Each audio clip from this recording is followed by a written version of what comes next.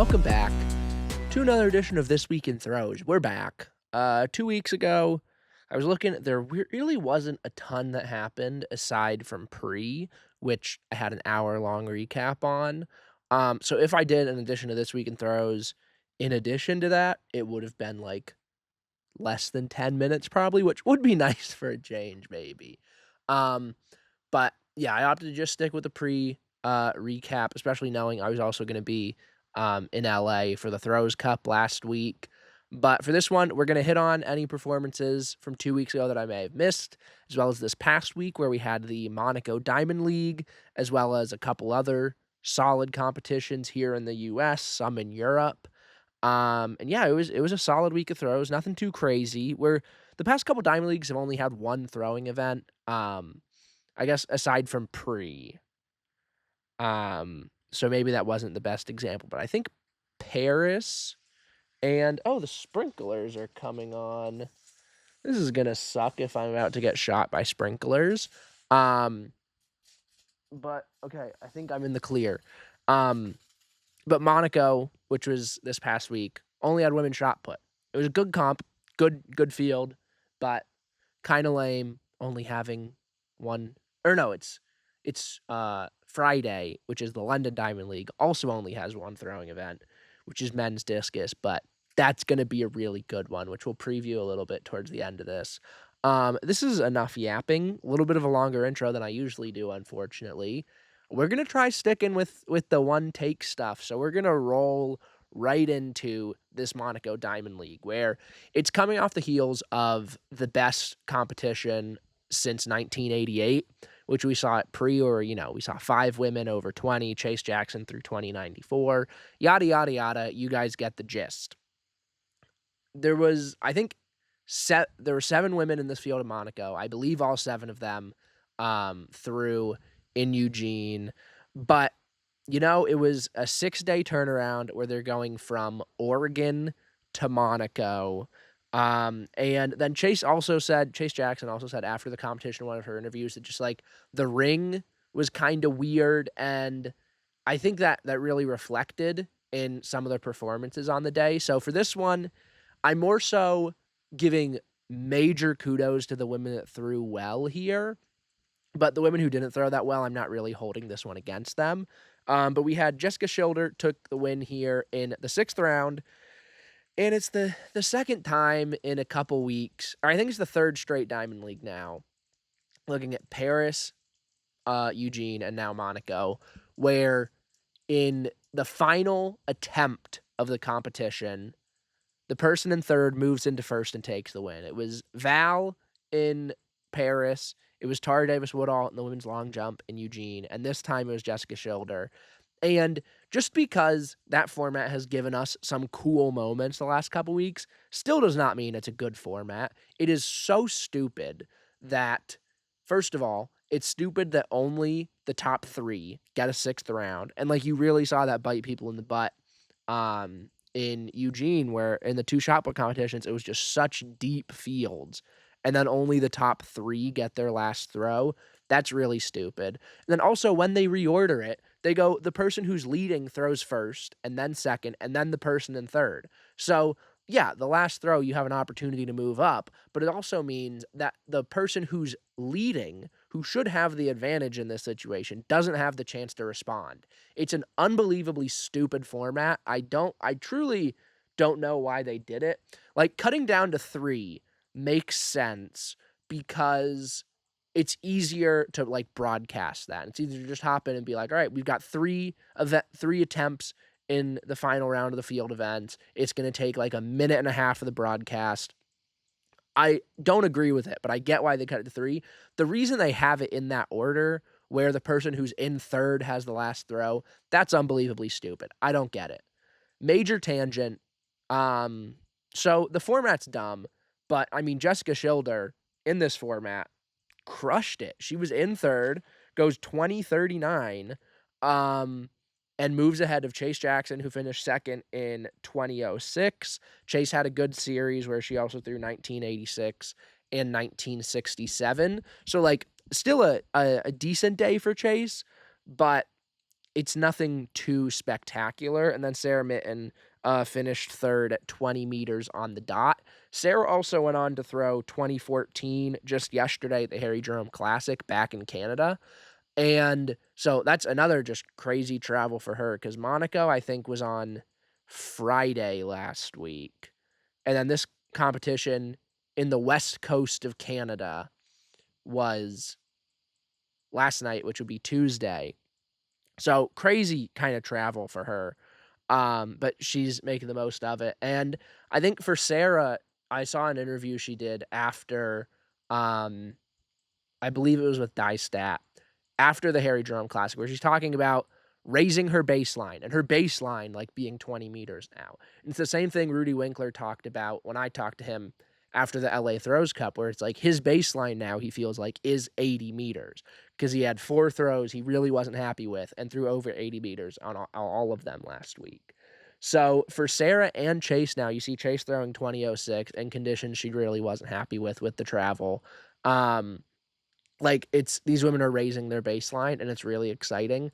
That also should hopefully like cancel out any like fluky performances like we saw out of both of them in the Olympics last year. So just the way both I still think I mean Chase has obviously shown she's still better this year by a pretty significant margin, but like we know how good Sarah can be. And, wondering what the measurement of that foul was last year in the Diamond League final. We're not 1,000% sure just how good Sarah can be yet. But yeah, it's like, it's going to be really fun to see kind of how the 2 best women in the world, and I mean, obviously hats off to Jessica Schilder. I don't want it to sound like I'm like downplaying her or anything. Cause 2039 here and beating Chase and Sarah head is very legit. And so for all of them, it's like, it's just such a fun competitive rivalry at the top right now. And I'm very excited to see how it continues to build as the season progresses. Another interesting result from the Monaco Diamond League and kind of building on the Monaco Diamond League was I just want to give some props to Yemi Ogunleye, who threw 1948 in Monaco a couple days later at a meet in Biberach in Germany. She throws 1949. And when you look at her competitions now, since June 1st, she's thrown 1967, 1958, 1948, 1949. And then she's had some really big marks earlier on in the season. She threw 2027, which was a PB indoors.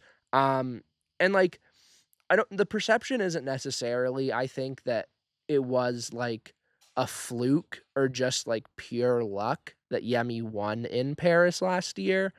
But it's really encouraging to see her just kind of continuing to dispel that narrative by throwing really, really well week in and week out. And, Yemi's still pretty young. Like she's like 25, I want to say 26, which for a thrower, like she's still got a lot of prime ahead of her and she's getting better and better every year. And she's a proven championship performer at this point in her career. So yeah, I'm excited to see how her season continues to develop. And then staying with women's shot put, but moving back across the Atlantic for the Ed Murphey Classic last weekend in Memphis.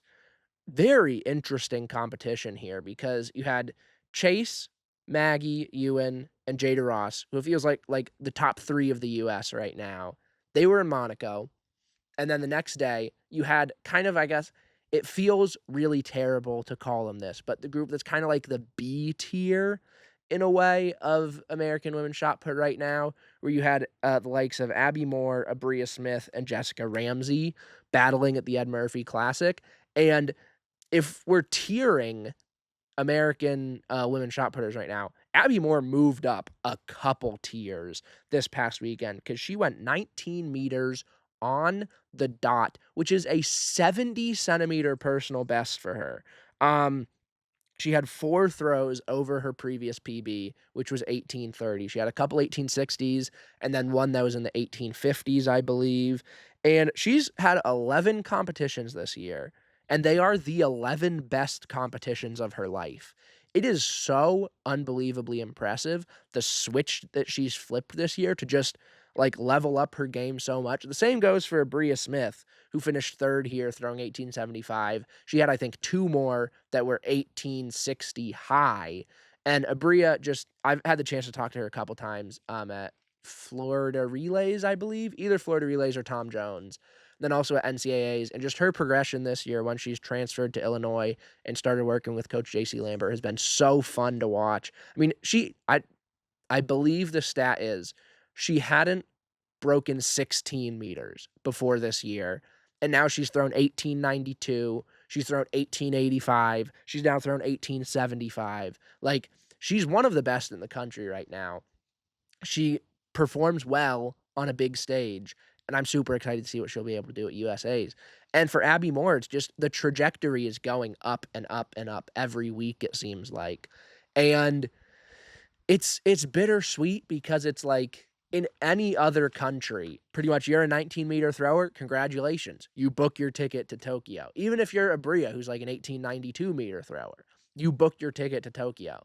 But for the U.S., even with Chase Jackson having the bye as world champion, that is by no means a guarantee. And so it's like, it's awesome to see these women that have improved so much and that are thriving this year so much, but also it's like they deserve to be in Tokyo, but with as much hard work and effort they've put into getting as much hard work and effort they've put into getting better that they have already this year, they're going to need to take that just to another level to just make the team, which is just the way it plays out.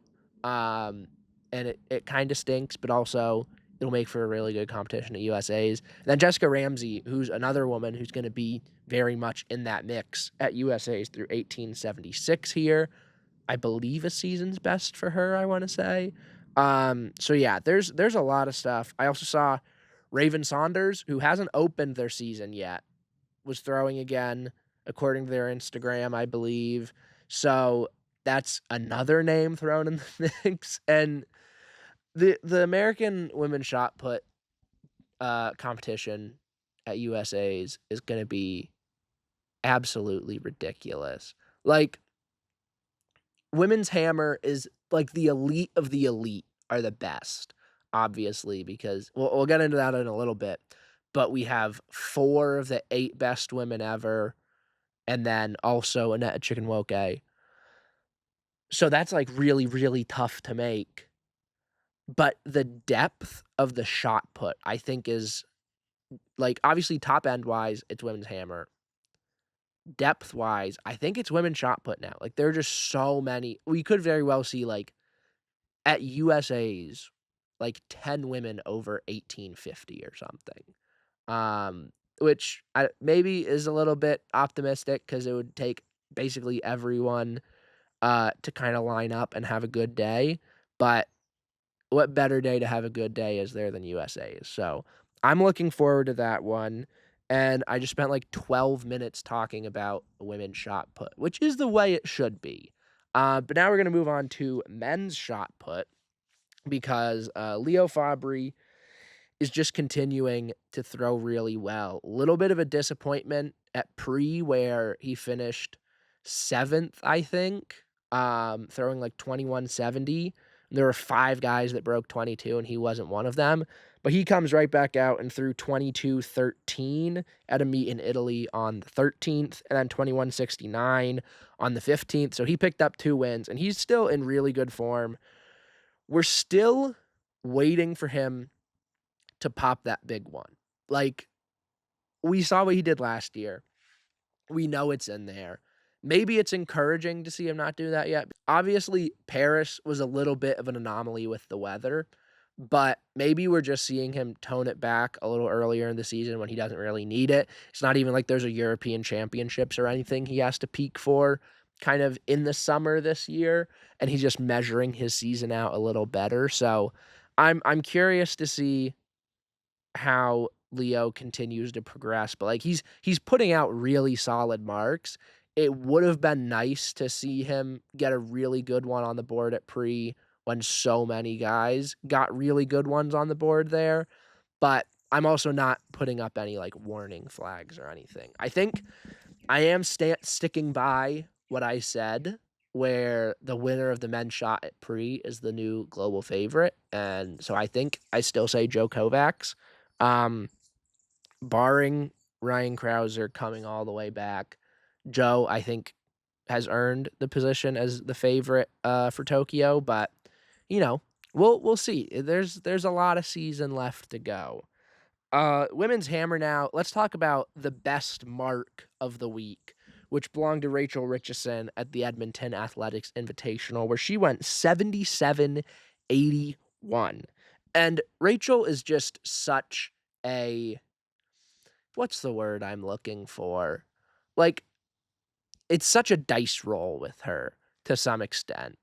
Um, because you look at her last 6 competitions where she's thrown 76, she threw 76, like 60 or something, in Tucson. She threw 77-81 here. So she's put up great marks. I think she had another competition of like 74 or something maybe. Um, but in those 6 competitions, she's also had 2 where she hasn't gotten a legal mark in the whole series. She's had at least 3 fouls in every competition. And then at Pre, the biggest competition of the year, she had 5 fouls through 72-30 and finished dead last, behind 4 Americans. So Rachel it's such a conundrum because she could very well, like, win gold this year. Like, that's not a crazy thing to say, that Rachel Richeson there's a path, there's a chance, and, like, it wouldn't even have to be that crazy. It would just need to be her having a really good day, which she's done this year. Like, there's a path where Rachel Richeson is your 2025 world champion. There's also a very strong path where she doesn't even make the US team because it's already working against her that there's 3 spots for so many of the best women in the world, so many of the best women in history. But then you add the foul issues into that equation. We've seen it mess with Brooke the last couple years. I forget exactly what Janae's series was like last year at trials. But we've seen just the pressure of USA's get to really good throwers in the past. I mean, just stretching out of women's hammer, we obviously saw it with Loggy last year. Like, there's no sure thing at USA's, except for, I guess, Sam Mattis maybe making the US discus team. But there's no sure things at USA's.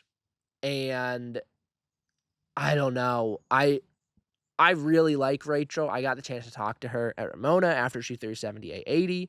She's very nice. She's an awesome person. But ugh, it's tough.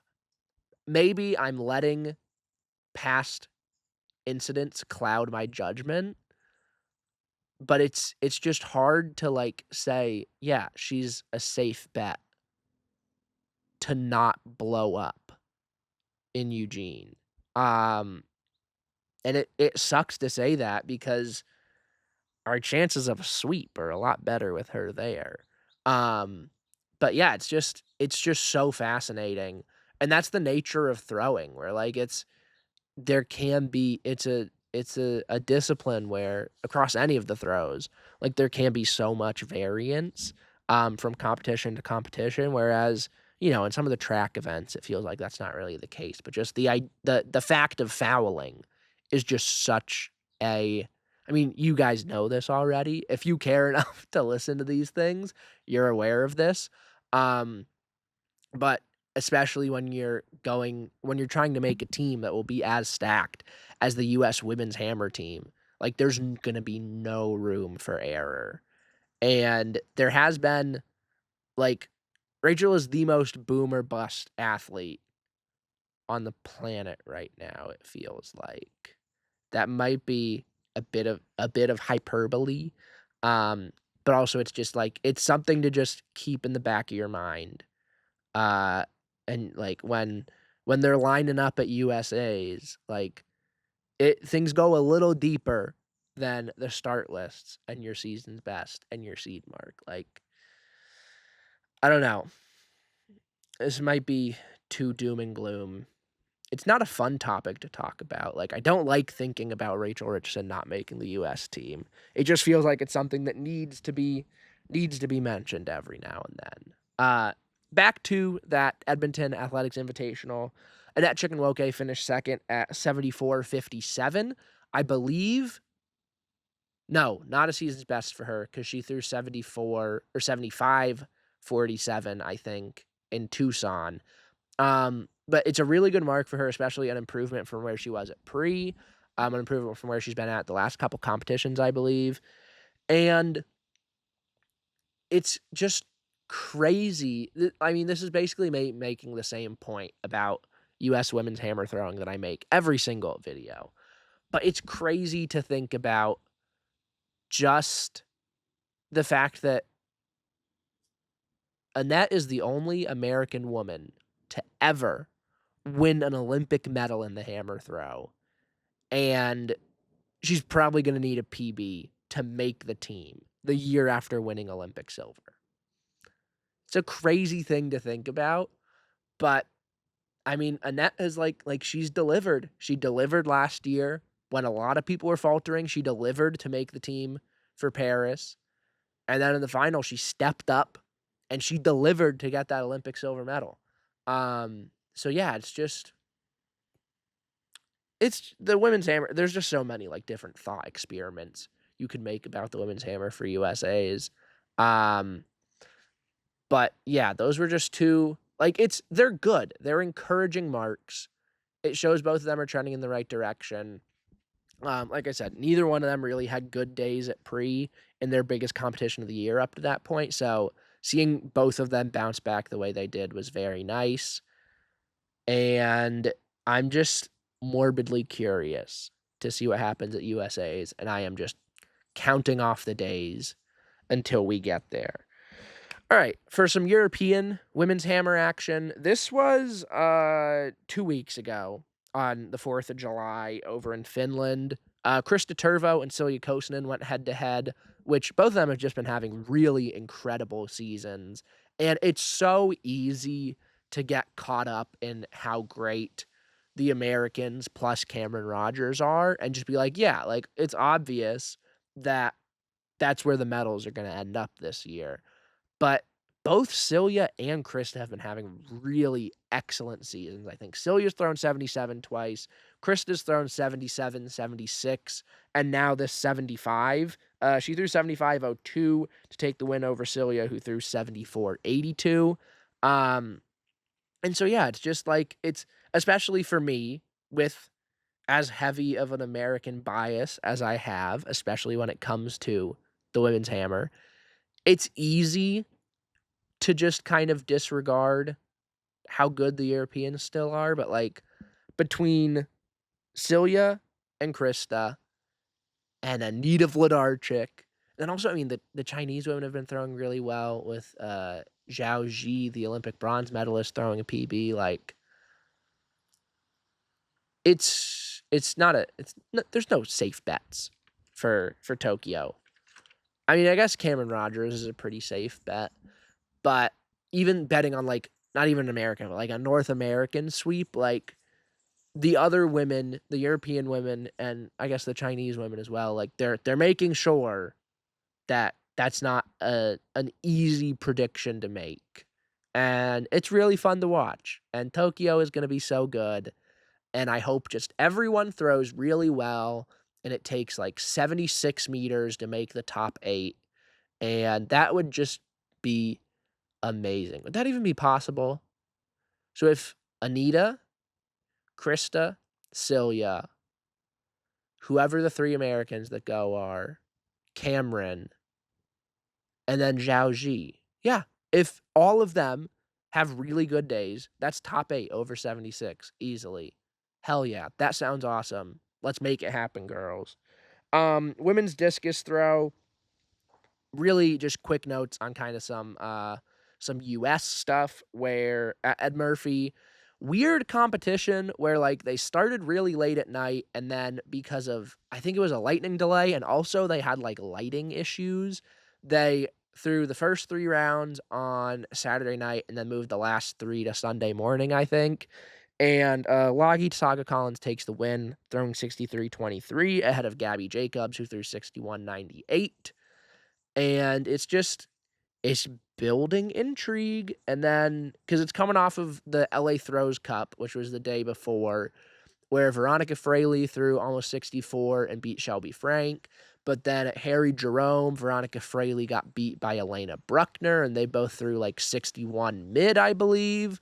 So USA's it's so wide open there. Logie and Val are locks because Logie has the bye and Val is Val. But those 2 and 3 spots, it's gonna be interesting. Or I guess 3 and 4, however you want to say it. It's gonna be truly a fascinating watch. My biggest hope for USA's is I really want to see Logie finish top 3. Because I think especially going to Tokyo, I think that would be a really good confidence boost, that it's not necessarily like she needed the bye to make it back there. Like she qualified on her own anyway. That's kind of my dream. But yeah, it's certainly gonna be fascinating to watch. There truly is not a I don't know if it's too mean if I say that. I think the Javs, I mean, the American struggles in the javelin are kind of well documented at this point. So those won't be like the most thrilling competitions at USA's, I suppose. But when you look at both shots, both hammers, and both discs, those are going to be just absolutely incredible. And we're now, what day is it? Today's the 16th. We're 15 days out from the start of USA's. That's a very exciting thought to have, because that whole meet is just going to be so much fun. Men's discus now. So for a refresher from the LA Throws Cup, which was on Friday, where you had Alex Rose took the win throwing 67-52. He gets the standard. And then you had a ton of Americans in that field, where Sam Mattis was the top American throwing like 66-77, I believe the mark was. And then I think the order was Robbie O'Tall, Reggie Jagers, Joe Brown, Marcus Gustafson, maybe. I forget exactly what the order was, but it was a good competition. And then a lot of these guys go that night. I was actually talking to Joe Brown, and he's like, yeah, me and Alex are Ubering to the airport right now because we're throwing at Ed Murphey tomorrow. So a lot of these guys go from LA, hop on a flight to Memphis, throw at Ed Murphey the next day, where Reggie Jagers came out on top, throwing 64-87. It's a pretty good field, honestly, for a meet like Ed Murphy, where you have Roger Stona, Alex Rose, Andrew Evans, Mauricio Ortega, and Reggie beats them all, 64-87.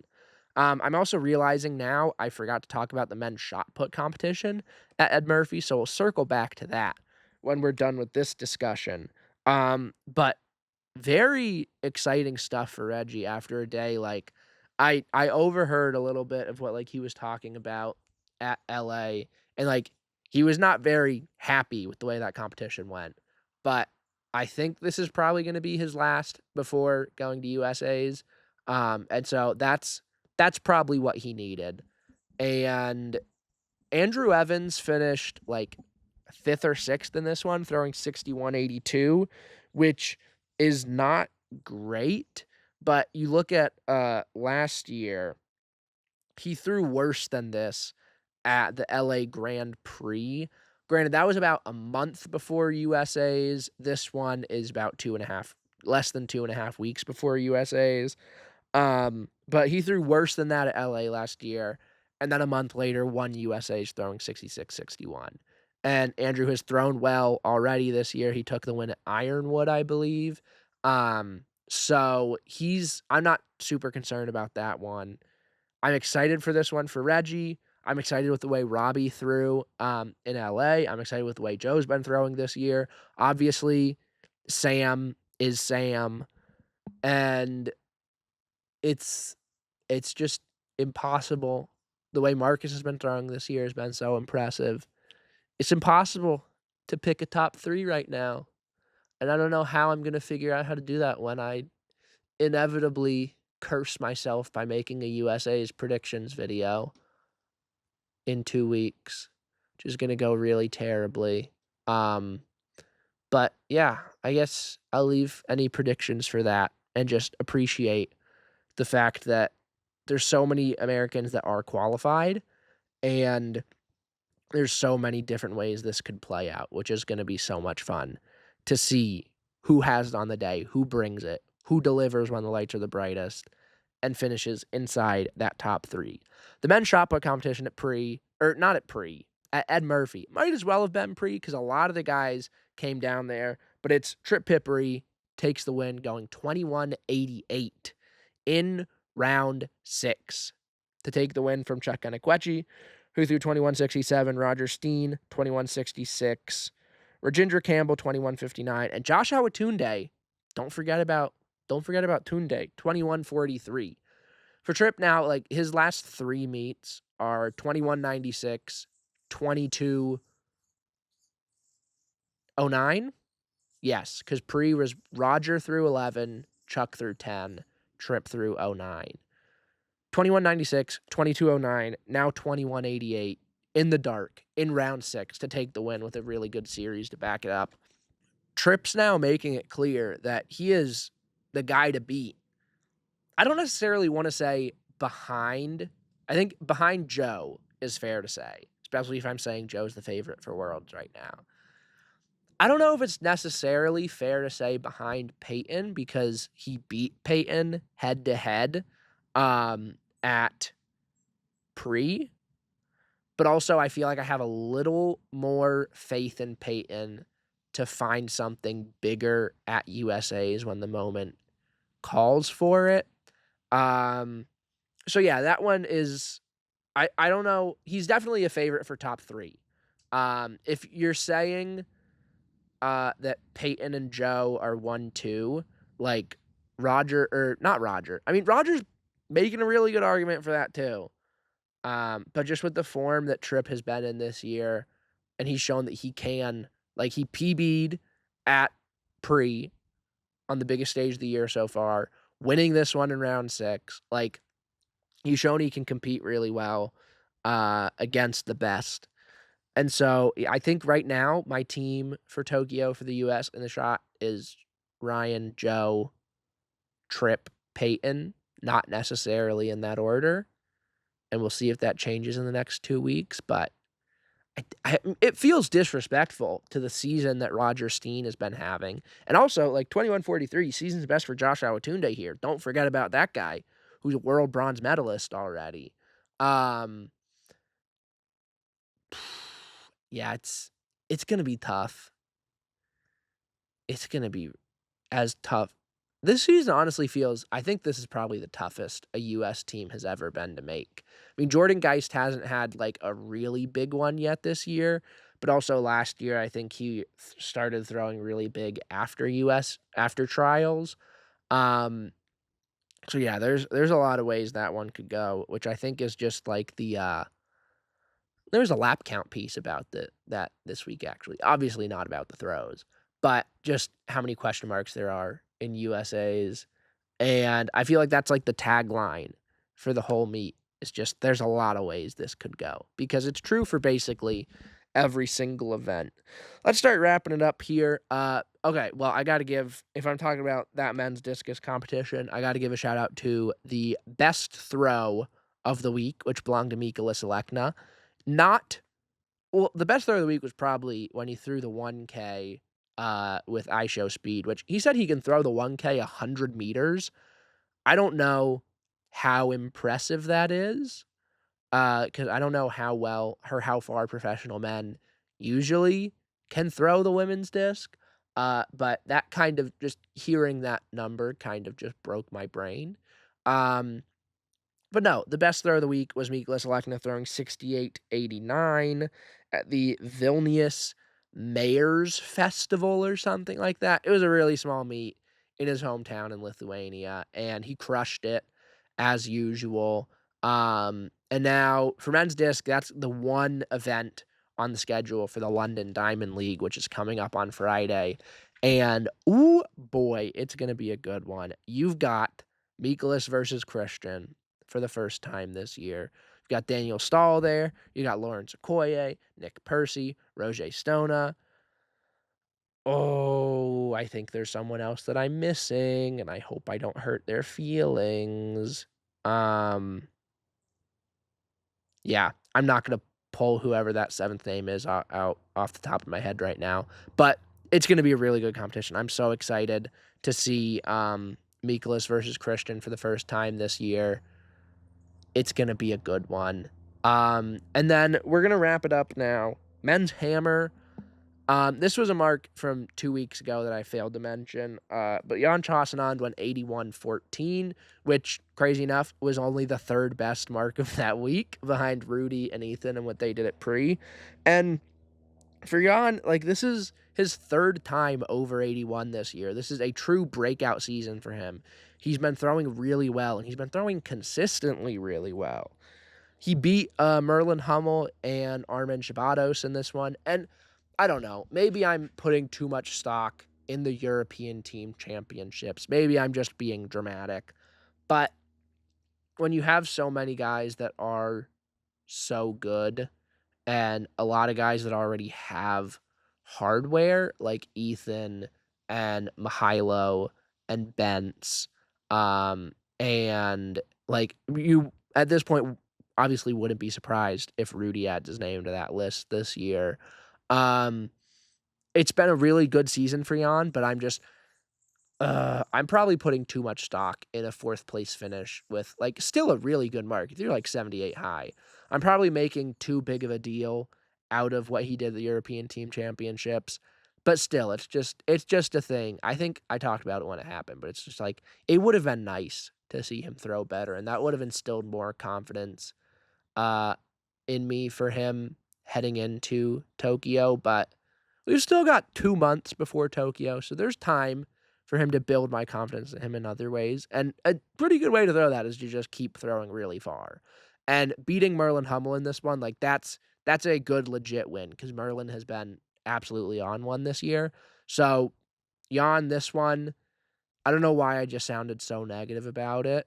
But this one does make me feel a little better about your chances. So nice work, buddy.